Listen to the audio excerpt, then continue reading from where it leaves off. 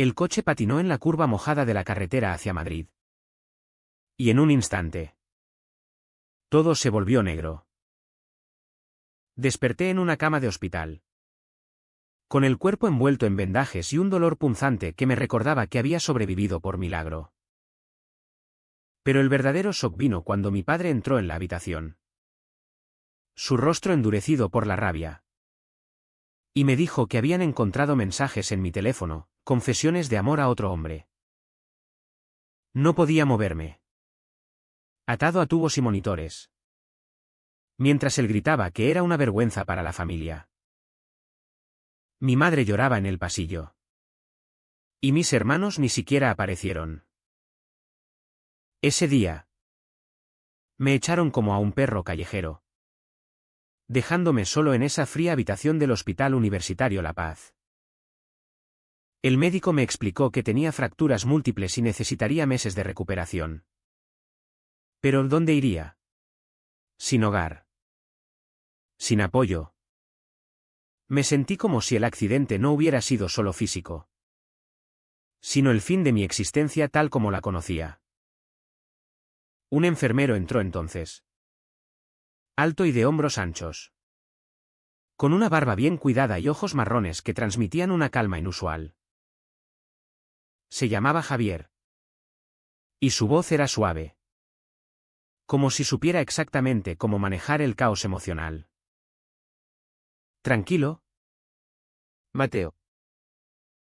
Yo me encargo de ti por ahora, dijo mientras ajustaba mi intravenosa. No sabía entonces que esa frase cambiaría todo.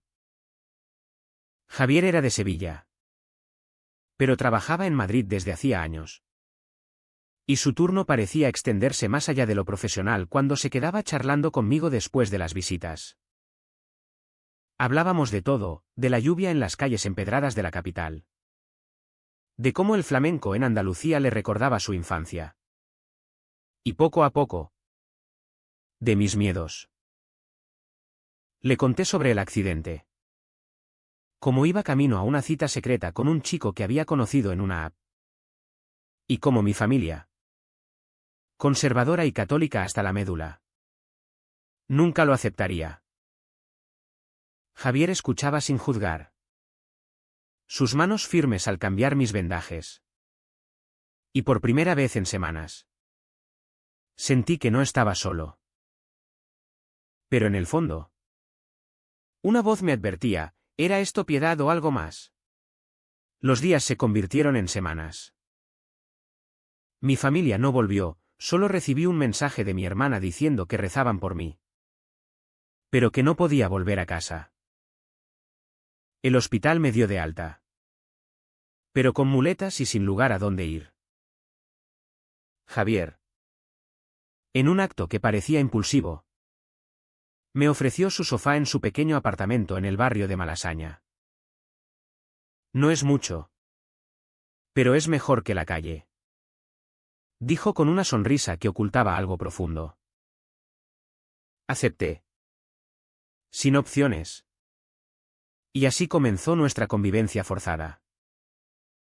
En su casa, descubrí más sobre él, divorciado de una mujer hacía 5 años. Sin hijos, y con una vida dedicada al cuidado de otros.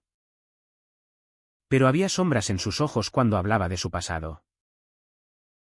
Una noche, mientras cocinaba paella, confesó que había perdido a su hermano en un accidente similar. Y que desde entonces ayudaba a quienes nadie más quería. ¿Era yo solo un proyecto de caridad? Me preguntaba mientras lo observaba. Su cuerpo atlético moviéndose con gracia en la cocina estrecha. La tensión crecía. Madrid en primavera era un torbellino de flores y turistas. Pero para mí, era un laberinto de dudas. Javier me llevaba a fisioterapia. Me ayudaba con las duchas sin que fuera incómodo. Pero sus toques lingüísticos empezaban a sentirse diferentes. Una tarde, en el Parque del Retiro, sentados bajo un sol tibio, me tomó la mano. Mateo, No estás roto. Solo necesitas tiempo para sanar. Murmuró. Mi corazón latió fuerte, era la primera vez que alguien me tocaba así desde el accidente. Pero el miedo me invadió, ¿y si esto era solo lástima? Los conflictos internos me devoraban. Recordaba las palabras de mi padre, los hombres como tú no merecen una familia. ¿Tenía razón? Javier. Con su paciencia infinita. Me empujaba a confrontar eso. Empezamos a salir más. A bares gay en Chueca. Donde por primera vez me sentí visible sin vergüenza. Pero cada paso adelante traía un retroceso, llamadas anónimas de mi familia. Recordándome que era un pecador. Javier me defendía. Pero vi en sus ojos un conflicto propio. ¿Qué ocultaba? Una noche. Después de una cena con amigos suyos. Discutimos. Yo acusé que me usaba para llenar su vacío. Él replicó que yo huía de mí mismo. Terminamos abrazados. Llorando. Y en ese momento, supe que esto era real. Pero el precio era alto, mi recuperación física avanzaba. Pero la emocional me destrozaba. Javier pagaba con su tiempo. Yo con mi identidad fracturada. Y así. El primer mes pasó. Dejando heridas abiertas y promesas tácitas. Los meses siguientes fueron un torbellino de emociones enredadas. Javier y yo nos acercábamos cada vez más. Pero las sombras de mi pasado nos perseguían. Una mañana. Recibí una carta de mi abogado familiar, mis padres habían iniciado trámites para desheredarme. Alegando conducta inmoral. El golpe fue brutal, me derrumbé en el suelo del apartamento. Sollozando como un niño. Javier llegó del trabajo y me encontró así. Me levantó con ternura y me llevó a la cama. No estás solo, Mateo. Lucharemos juntos. Susurró. Pero sus palabras ocultaban su propio tormento. Descubrí que Javier había sido expulsado de su propia familia por ser gay. Años atrás. Su matrimonio había sido una máscara para complacer a sus padres conservadores en Sevilla. Me casé para encajar. Pero destruí vidas en el proceso. Confesó una noche bajo las luces de la Gran Vía. Esa revelación nos unió más. Pero también creó grietas, ¿era nuestra relación un eco de sus errores pasados? Yo. A los 25. Luchaba por aceptar mi orientación, él. A los 35. Cargaba con el peso de decisiones equivocadas. La sociedad madrileña, aunque progresista en superficie, nos ponía a prueba. En una manifestación del orgullo. Nos besamos públicamente por primera vez. Pero un grupo de manifestantes contrarios nos insultó. Javier me protegió. Pero volvió a casa con moretones. Vale la pena por ti, dijo. Pero vi el cansancio en sus ojos. Mis sesiones de terapia, pagadas por él, me ayudaban a procesar el rechazo familiar. Pero cada progreso traía culpa, porque él pagaba el precio de mi caos. Un día, mi hermano mayor apareció en la puerta. Papá está enfermo. Mateo. Quiere verte. Pero solo si renuncias a esto, dijo señalando a Javier.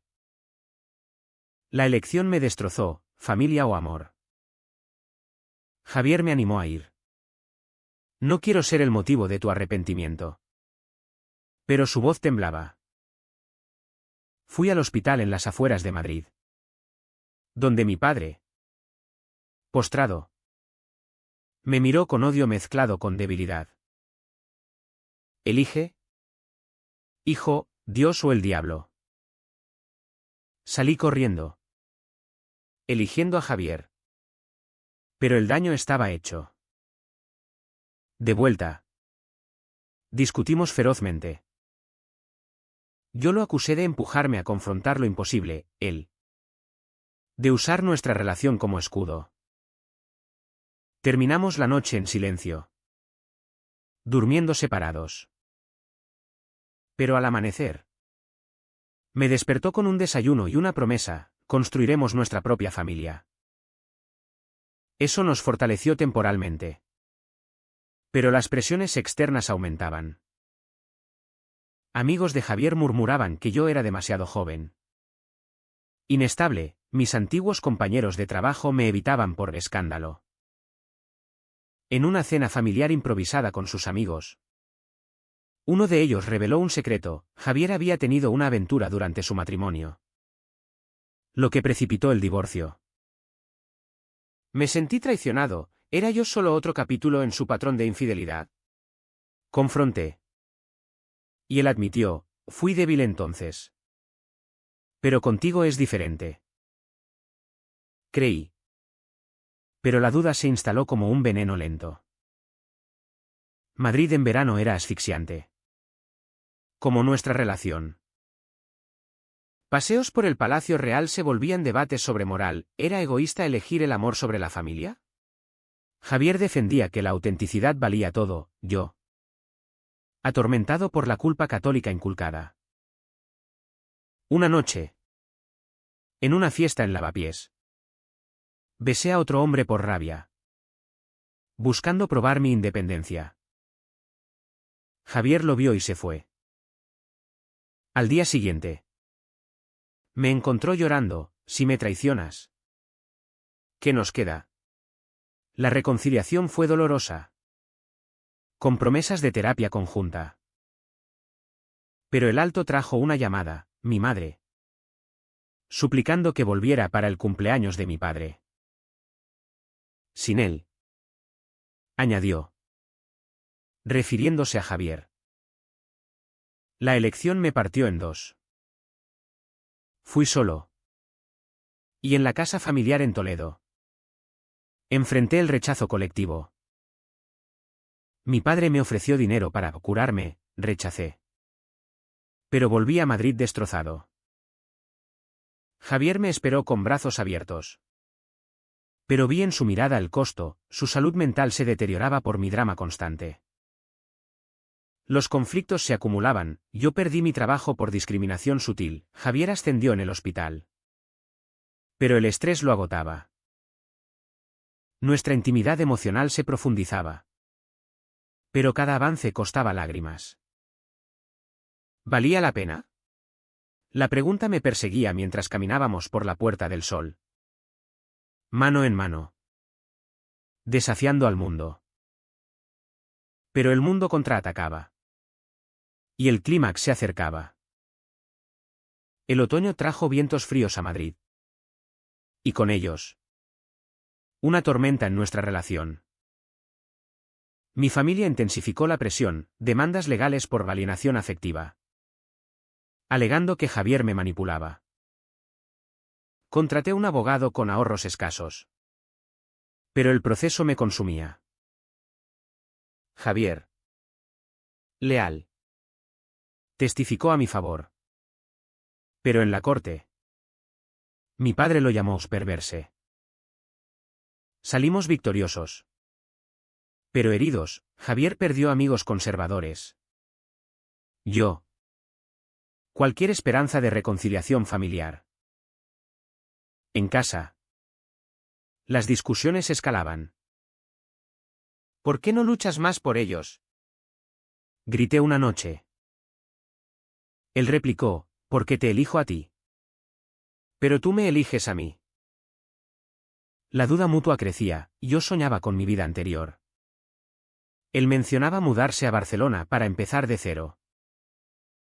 Pero un incidente lo cambió todo: en el hospital. Javier atendió a un paciente homofóbico que lo agredió verbalmente. Volvió a casa temblando. Y por primera vez, lo vi quebrarse.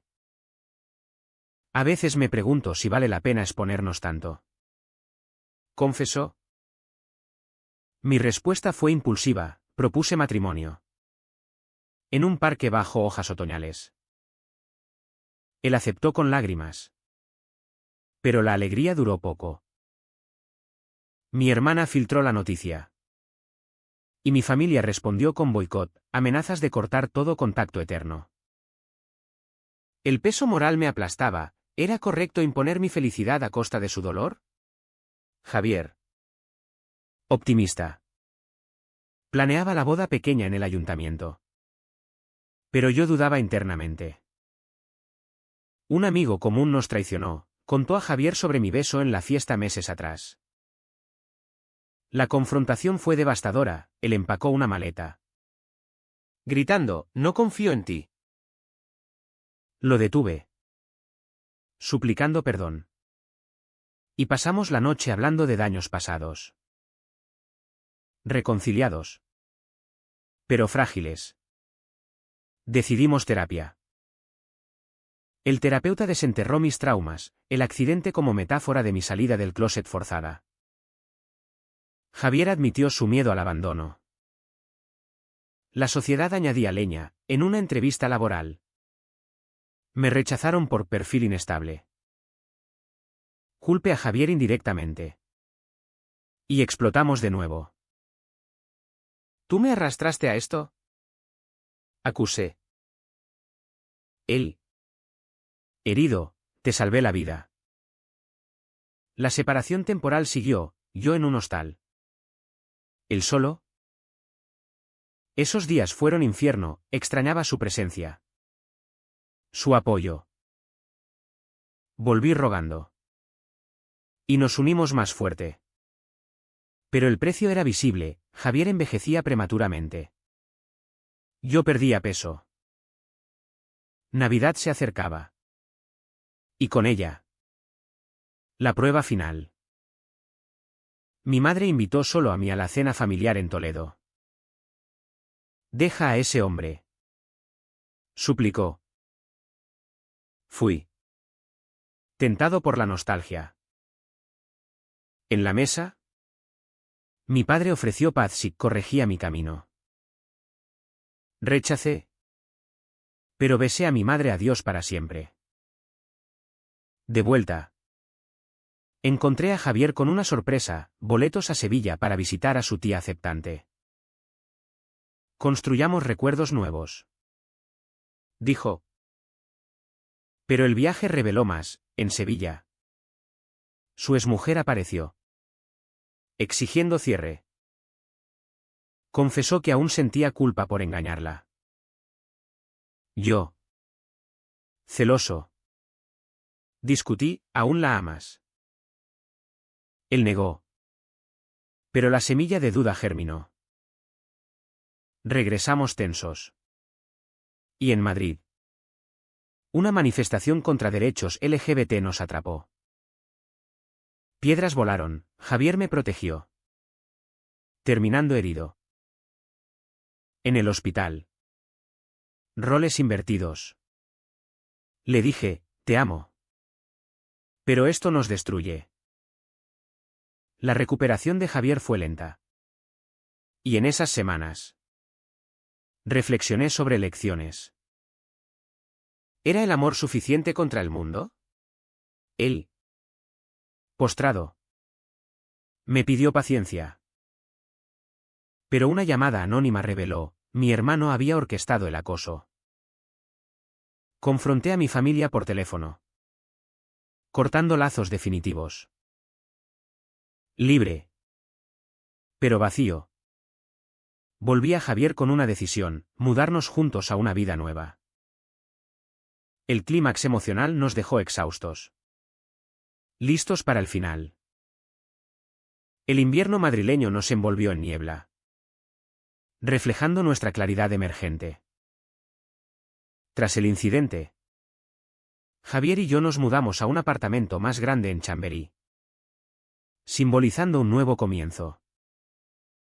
Pero las cicatrices persistían, noches de insomnio donde revivía el rechazo. Y Javier lidiaba con PTSD del ataque. Nuestra terapia conjunta nos ayudó a navegar Mautun, yo aprendí a confiar. Él a soltar el pasado. La boda se pospuso.